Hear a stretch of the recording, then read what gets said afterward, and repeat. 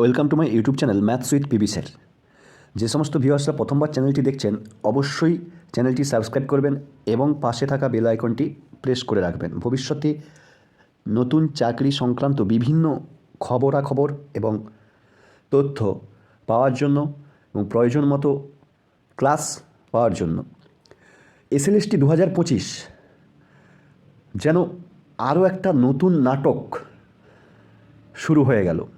হ্যাঁ, নাটক বলা চলে এবং বলা চলে ফ্রেশার্সদের জন্য কিন্তু নতুন দিগন্ত বলা চলে। কারণ মহামান্য বিচারপতি সঞ্জয় কুমার যে কথাটি বলেছেন, এতদিন উনি বুঝতে পারলেন যে যোগ্য চাকরিহারাদের সাথে ফ্রেশার্সরাও পরীক্ষাতে বসেছে এবং যে ডিভিডেন্ড দেয়া হয়েছে 10 এক্সপিরিয়েন্স মার্কস, এটা সম্পর্কে যদিও খুব বেশি কমেন্ট উনি করেননি, তবুও উনি যে কথাটুকু বলেছেন এবং এক কথায় ভর্ৎসিত করা হলো কমিশনের আইনজীবীকে যে কেন নতুনরা, এটা কিন্তু যোগ্য চাকরিহারাদের সাথে অন্যায়ই হচ্ছে। এক কথায় বলা চলে নতুনরা সুযোগ যদি একজনও যদি সেই জায়গায় সুযোগ পায়, অন্যায় হচ্ছে। এজন্য প্রথম থেকেই দাবি যেটা তোলা হচ্ছিল যে নতুনদের জন্য আলাদাভাবে এবং যারা যোগ্য শিক্ষক রয়েছেন ওনাদের জন্য আলাদাভাবে পরীক্ষা নেওয়া হোক, এই দাবি কিন্তু প্রথমেই তোলা হয়েছিল। কিন্তু রাজ্য সরকার এবং এসএসসি জিনিসটাকে জলঘোলা করার জন্য বলা চলে এক কথায় যাতে কেস হয়ে আটকে যায়, সেই অর্থে বা সেই মতলবেই এই নতুন এবং যোগ্য চাকরিহারাদের মিশিয়ে দেওয়া হয়েছিল কিনা এটা নিয়ে কিন্তু সন্দেহ রয়েছে। আরেকটা জিনিস ক্লিয়ার করতে চাই যে আজকে সুপ্রিম কোর্টে যে ব্যাপারটা ঘটল সেটা কিন্তু এই নিয়োগ প্রক্রিয়ার ভবিষ্যতে বড় প্রশ্নচিহ্ন পড়ে গেল। প্রথম কথা, মহামান্য বিচারপতিরা আজকে জানিয়ে দিয়েছেন যে এই যে নতুন যে সমস্ত মামলা হবে এই নিয়োগ সংক্রান্ত সমস্ত কিন্তু হাইকোর্টে আসবে, যেটা কমিশনের আইনজীবী মাননীয় বিচারপতি অমৃতা সিনহার বেঞ্চে ওনার শোনার এখতিয়ার আছে কি না এই নিয়ে প্রশ্ন তুলেছিলেন। সেখানে কিন্তু সুপ্রিম কোর্ট ক্লিয়ারলি বলে দিলেন যে নতুন কোনো মামলা এই বেঞ্চে আর নয়, হাইকোর্টেই কিন্তু নতুন মামলা হবে, সেখানেই শুনানি হবে। সেখান থেকে রায় পছন্দ না হলে ডিভিশন থেকে সুপ্রিম কোর্ট, সেটা নেক্সট আইনের পদক্ষেপ।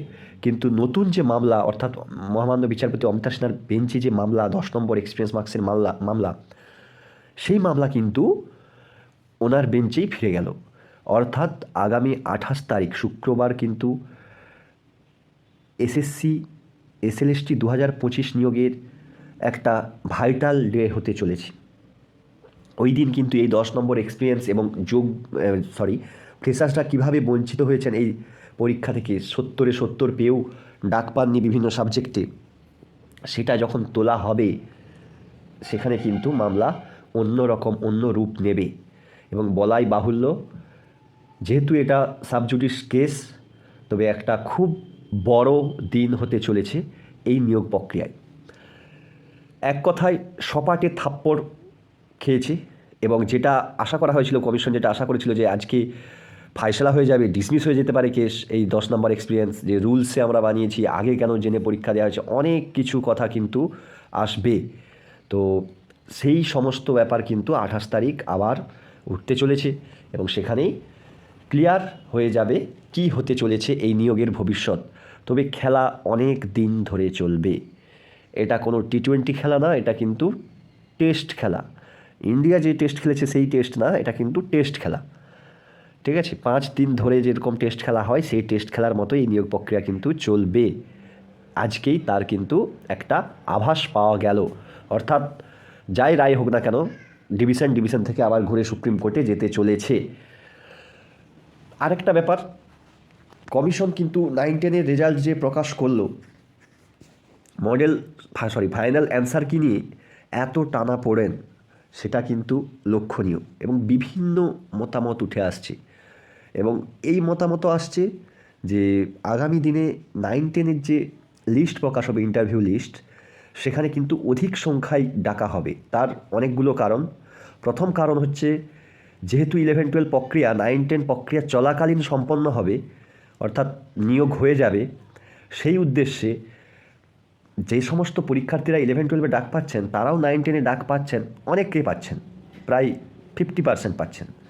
তো ওই পরীক্ষার্থীরা আবার 9-10 জন্য হবেন, অংশ নেবেন। তো 11-12 যারা পেয়ে যাচ্ছেন চাকরিটা, 11-12 চাকরি পেয়ে গেলে তারা কিন্তু আর এখানে আসছে না। সেই জন্য কী হবে, আরও কিছু নতুন পরীক্ষার্থী চান্স পাবেন। সেই জন্য কিন্তু 1:1.6 চেয়ে অনেক বেশি সংখ্যায় কিন্তু ডাকতে পারে। এটা যদি হয় তাহলে কিন্তু 9-10 কাট অফ প্রতিটা সাবজেক্টেই কম যাবে। এটা একটা কিন্তু খবর, এটা হাওয়াই খবর ভাসছে, কিন্তু কোনো বিশ্বস্ত সূত্রের না, এটা কিন্তু হাওয়াই খবর ভাসছে, আগেই বলে রাখি। তো যদি এরকম হয় যে বেশি সংখ্যায় ডাকে তাহলে অবশ্যই কাট অফ কমবে এবং অনেক ফ্রেশার্সই সুযোগ পাবেন। এই সকল তো পরের কথা, আগে আগামী শুক্রবার আসুক এবং 9-10 যে রেজাল্ট মানে ডকুমেন্ট ভেরিফিকেশন যে বের হবে সেটা আশা করছি ডিসেম্বরের আগে হবে না। ডিসেম্বরের ফার্স্ট উইকের আগে তো সম্ভবই না। তার আগে শুক্রবারের শুনানির ওপরে কিন্তু সব কিছু নির্ভর করছে। তাই সকলের নজর থাকবে শুক্রবার মহামান্য বিচারপতি অমৃতা সিনহার বেঞ্চের যে লিস্টে রয়েছে মামলা, সেই মামলার দিকে। এবং এই যে নতুন নিয়োগের যে বিধি, এই বিধি কিন্তু আর্টিকেল 14 ভায়োলেট করছে কিনা এই নিয়ে কিন্তু জোরদার লড়াই হতে চলেছে কোর্ট চত্বরে। সবার নজর সেদিকেই থাকবে। আর যারা 9-10 অবশ্যই ভালো স্কোর এসেছে তাদেরকে বলবো ইন্টারভিউর জন্য প্রিপারেশন নিতে। আর যাদের মার্জিনাল, অনেকেই কমেন্ট করছেন আমার লাস্ট ভিডিওতে, যাদের মার্জিনাল আসছে তাদেরকেও বলবো প্রিপারেশনে থাকতে। যদি বেশি সংখ্যায় ডাকে অবশ্যই যারা মার্জিনালে আছেন তারা কিন্তু ডাক পাবেন।